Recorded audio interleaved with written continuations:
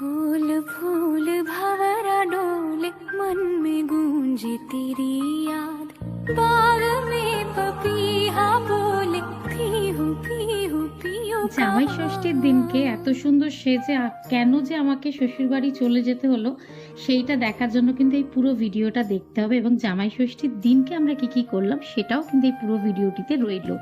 তো আমি যেদিনকে জামাই ষষ্ঠীটা ছিল বুধবার দিনকে, এবং আমি তার আগের দিনকে বাড়ি চলে যাই আমার বাপের বাড়ি, এবং সেদিনকে আমি ক্লাস নিয়ে তারপর দাদাকে ফোন করার পর দাদা আমাকে নিতে চলে আসে। কারণ বাচ্চা থাকলে যেরকম হয় বা প্রচুর জিনিসপত্র নিয়ে যেতে হয়, তো দাদা যতক্ষণে আমার ছেলের সাথে একটু খেলছিল ততক্ষণে আমি ওর সমস্ত জামা কাপড়, ওর যাবতীয় প্রয়োজনীয় জিনিস, আমার সমস্ত কিছু সব কিছু নিয়ে বেরিয়ে পড়লাম। এবং আমরা আসি হচ্ছে গিয়ে বালি থেকে উত্তরপাড়াতে, সেটা বালি হল্টের উপর থেকে। এবং সেদিনকে একটু জ্যামজট কমই ছিল কারণ অনেকটা রাত হয়ে গেছিলো। এবং দেখো, এটা হচ্ছে আমার বাড়ি, এবং এখানে ককটেল থেকে বিভিন্ন ধরনের পাখি প্রচুর রয়েছে, এবং সকালবেলা প্রত্যেক দিন ঘুমটা ভাঙছিল এদেরই খুব সুন্দর মধুর কিচিমিচি আওয়াজে। তো সেদিন রাত্রিবেলা আমরা ঠিক করলাম সবাই মিলে একদম ডমিনোজের পিৎজা দিয়ে ডিনার করব, কারণ আমার আর মায়ের ভীষণ ফেভারিট হচ্ছে গিয়ে ডমিনোজের পিৎজা। তো এখানে ভেজ ননভেজ সব রকমের পিৎজা এবং কোল্ড ড্রিঙ্কস সেদিনকার রাত্রিবেলা আমাদের ডিনার ছিল, কারণ তাড়াতাড়ি শুয়ে পড়তে হবে এবং তারপরে মা সকালবেলা উঠে থেকে পরের দিনকে জামাই ষষ্ঠীর যাবতীয় অ্যারেঞ্জমেন্ট করবে। তো সেহেতু আমরা রাত্রি খাওয়া দাওয়া করে শুয়ে পড়েছিলাম, এবং মা সে পরের দিনকে সকালবেলা অনেক ভোরবেলা উঠে সমস্ত কিছু জোগাড়জাতি করেছিল। এবং মা ভীষণ ভালোবাসে রান্না করতে, প্রচুর সুন্দর সুন্দর সুস্বাদু রান্নাও করেছিল। জামাই সেজে আমি হাজির হয়েছি, উপহার কি কি পাবো লিস্টি করেছি। জামাই সেজে আমি হাজির হয়েছি, উপহার কি কি পাবো লিস্টি করেছি। জমিয়ে খাবো আমি ইলিশ মাংস, খাবো আমি ছেটে পুটে মিষ্টি সাথে দই। করোনা বেশি সবার দেখাবো আমার কামা, ষষ্ঠীর জামাই আমি, জামাই আমি সবার সাথে বলবে সবাই ছকবাজিতে জামাই 420। জামাই আমি সবার সাথে বলবে সবাই ছকবাজিতে জামাই 420। তাই মা সেদিনকে প্রচুর অ্যারেঞ্জমেন্ট করেছিল এবং সবটা নিজের হাতে, এবং সারাদিন না খেয়ে। এটা কিরকম নিয়ম বলো যে সারাদিন না খেয়ে পুরো এই ব্যাপারটা করা, কিন্তু ভীষণ ভালো লাগে এই ব্যাপারটা। তো মা সমস্ত কিছু করছিল, এবং সেই দিনকে আমি ছিলাম ক্যামেরাম্যান, এবং মেন ফোকাস ছিল আমার মা, বাবা এবং আমার হাজব্যান্ড। তো সবাই মিলে সেদিনকে আমরা ভীষণ আনন্দ করেছি ওখানে। এবং মা সমস্ত কিছু পাই টু পাই নিজের হাতে রান্না থেকে সমস্ত কিছু করেছে শুধুমাত্র জামাইয়ের জন্য, এবং জামাইও তাই খুব সুন্দর একটা গিফট মাকে গিফট করেছিল। তো গিফটটা পছন্দ আমিই করেছিলাম। এবার দেখা যাক মায়ের ভালো লাগে। তো এটা মায়ের জন্য আমি কিনেছিলাম। এটা হচ্ছে হ্যান্ডওয়ার্কের ডোলা সিল্ক। কালারটা হয়তো এখানে একটু ডিপ লাগলেও কিন্তু একটু হালকা কালার, কিন্তু আমার ভীষণ পছন্দের কালার এটা। এবং আমি মাকে একদমই সাদা শাড়ি বা ওগুলোতে আমার ঠিক দেখতে ভালো লাগে না, তাই মাকে আমি কালারফুল শাড়ি গিফট করেছিলাম।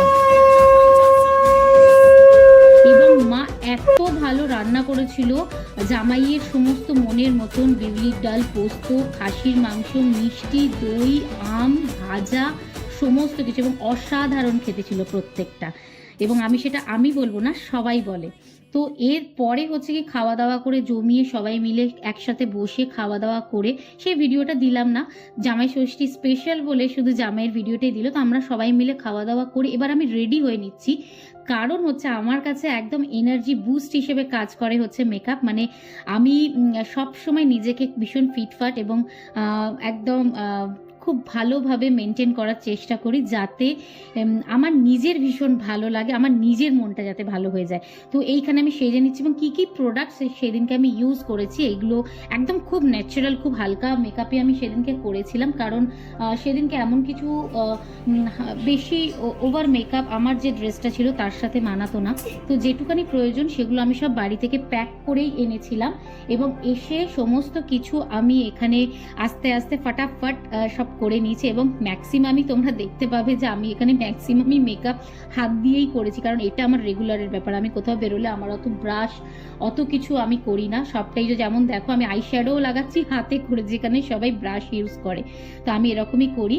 তো আমার সেদিনকে আমাকে রেডি হয়ে অ্যাকচুয়ালি শ্বশুরবাড়ি ফেরত হয়ে চলে যেতে হতো, কিন্তু জামাই ষষ্ঠী সেখানে আমি সাজবো না, আমার একটা ক্লিপিংস থাকবে না, সেটা কি হতে পারে বলো? সেটা একদমই নয়।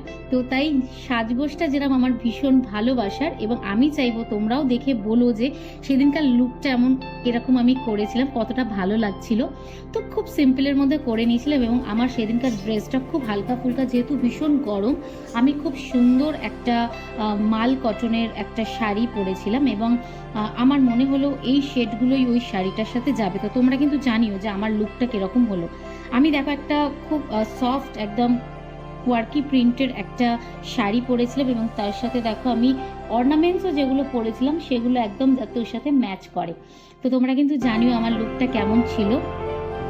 এবং আমি ঝটপট করে একটু আমাদের ছাদে চলে গেছিলাম। বহুদিন আমি যাই না, তার কারণ হচ্ছে কি আমি অ্যাকচুয়ালি বাপের বাড়িতে এসে থাকতেই পারি না, থাকা আমার হয়ে ওঠে না, আমার কাজের জন্য, আমার বাচ্চার জন্য। তো আমি সেদিনকে ছাদটা একটু ঘুরে একদম ন্যাচারাল ডে লাইটে এই ভিডিও ক্লিপিংসগুলো নিয়েছিলাম। আর কেন আমি এখানে এত সাজলাম, সেজে জামাই ষষ্ঠী যখন আমার নিজের হলো, তখন না সেজে জামাই ষষ্ঠীতে সেজে বাড়ি ফেরত যেতে হচ্ছে শ্বশুর বাড়ি, সেই ভিডিওটা দেখার জন্য কিন্তু তোমাদের সবাইকে আমাদের এর পরের পর্বটা দেখতে হবে এবং জানতে হবে যে কেন গেলাম। এবং তোমরা এটাও জানিও যে এই পর্বটা তোমাদের কিরকম লাগলো। কমেন্টস ভালো লাগলে অবশ্যই কিন্তু লাইক, কমেন্টস এবং শেয়ার করো, এবং নিজেদের মতামত জানিও। তো দেখা হচ্ছে আমাদের নেক্সট পর্বে। তো অবশ্যই ভালো থেকো এবং মধুমিতাস মেকওভারের পাশে এবং সঙ্গে থেকো।